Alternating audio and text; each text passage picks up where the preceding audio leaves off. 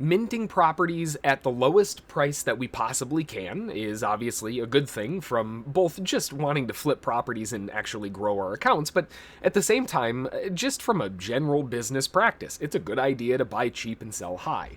Now, one of the cheapest ways to purchase properties in Upland is minting. Now, minting, what the heck is minting, right? We always hear about, the base mint price and all of that kind of stuff, but how do you actually mint a property, right? What all is entailed in this? Hey there, John Henry here, Slingshot Futures Trading Group, SSFTG. Welcome to the video. In this one, we're going to be taking a look at minting properties, and more specifically, how to do it, right? What is minting, anyway? So, when we're talking about minting within Upland, it's a little bit of the same as with any other NFT, really.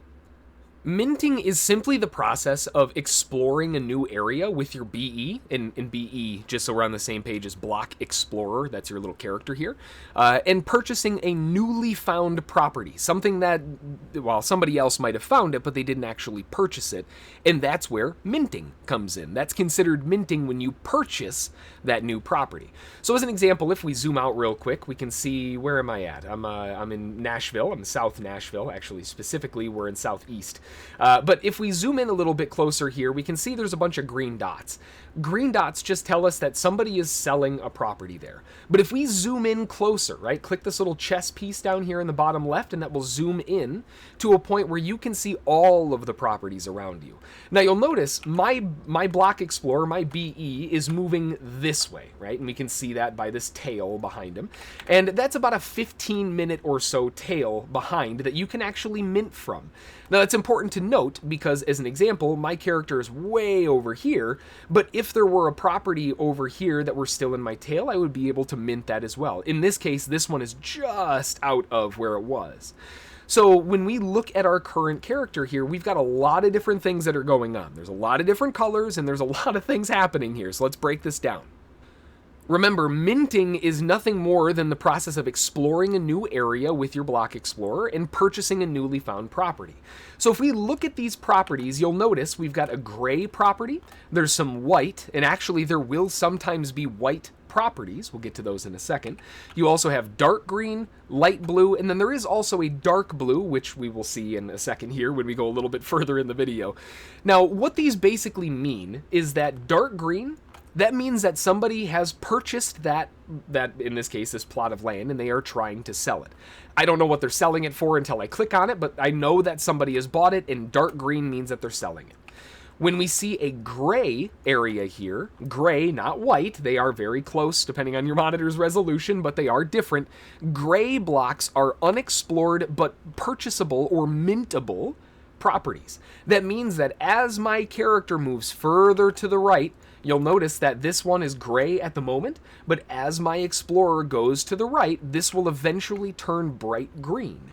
And that's the next color. Bright green means that my Block Explorer has explored it. We're there, we're here, we can see it, now we can buy it.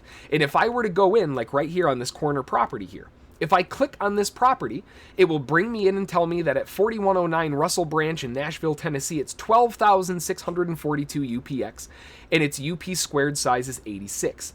If I click the up arrow, this will give me even more information about what this all entails.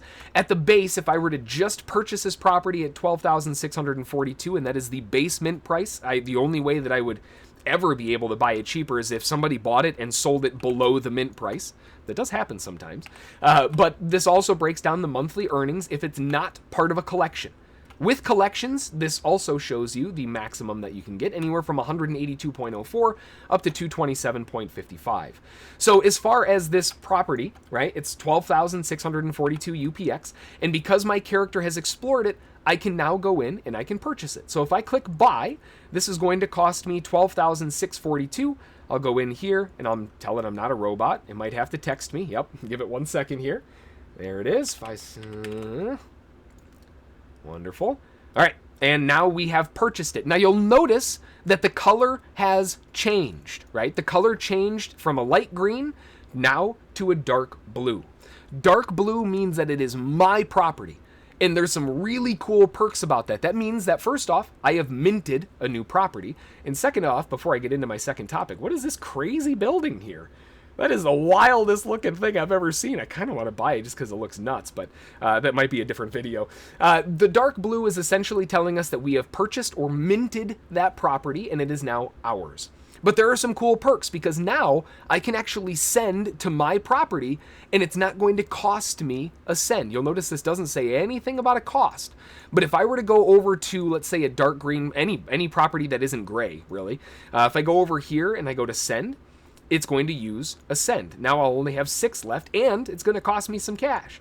So instead, if I have properties webbed around, that makes treasure hunting a lot easier, but I can send it to my own property for free as many times as I want, back and forth and back and forth. Now, that's useful because if you're trying to pinpoint a property that you want to go to specifically, or a direction that you want your explorer to go in, you can resend back to try to reset them. It is random where they go, but at least you have a property that's not going to cost you a ton of sends to try to get the job done.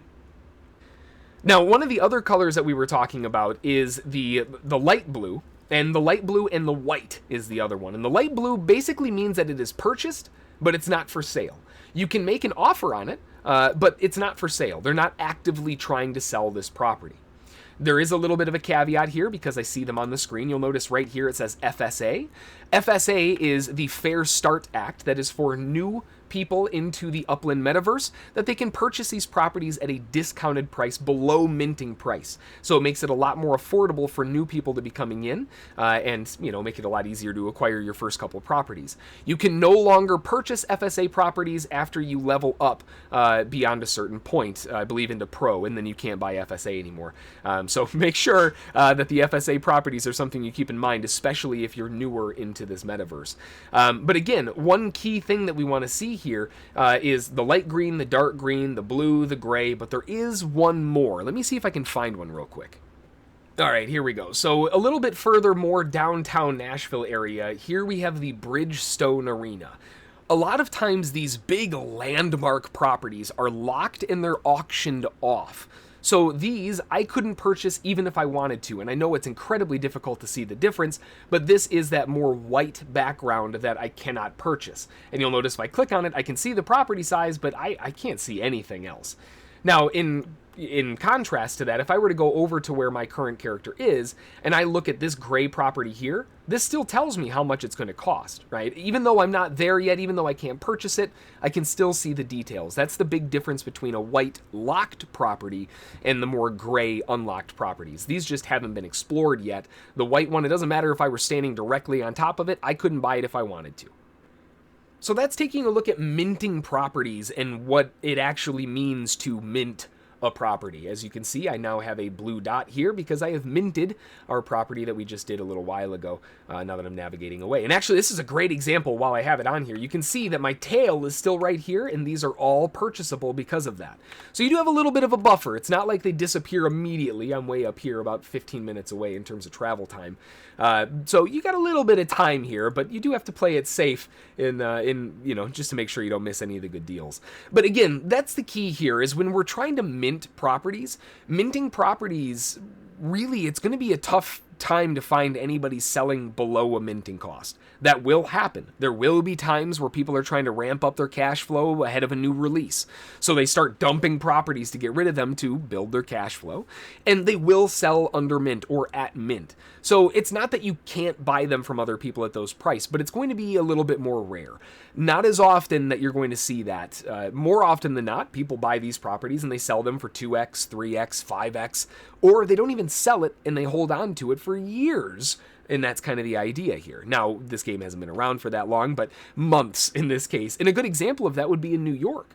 Minting some of the properties in New York when it first released were, $7,000, $8,000 per property. Some were incredibly cheap. Now there are price floors in New York that are 200,000 UPIX. Talk about an ROI, right? So a lot of people are buying these and they're just going to hold, right? They're holding and holding and holding. One of the keys, if you're going to be holding, is looking at the size of the property because the earnings are based on that. So if you're looking to fill collections, the bigger the better. Obviously, price point does make a little bit of a difference. But like I said, Sometimes you can find people who are trying to offload properties below mint. Pay attention to the size of the property. You might be able to scoop up a really nice deal for your earnings. That's going to do it for this one. I hope you found it useful, interesting, and something that maybe if you weren't sure how this all worked or what minting was, hopefully this kind of clarified it for you. That's going to do it for this one, though. If you have any questions, feel free to drop them in the comments below or shoot me a message, jhb@ssftg.com, and we'll take care of them from there. Have a great one. If you need a referral link to join Upland, if you're not in it yet, that's down in the description below. That way you can start off with a couple free UPICs to get you going, and your first purchase also has a nice little bonus to it, too. That way you can get started and rocking and rolling and finding those FSA properties. Remember, new people, find those FSA properties because they're going to be way cheaper than even base floor minting. Minting an FSA property is going to be way cheaper. That's your goal. Either way, that should have you all covered. If you have any questions, you know where to get a hold of me. We'll see you in the next one. Thanks.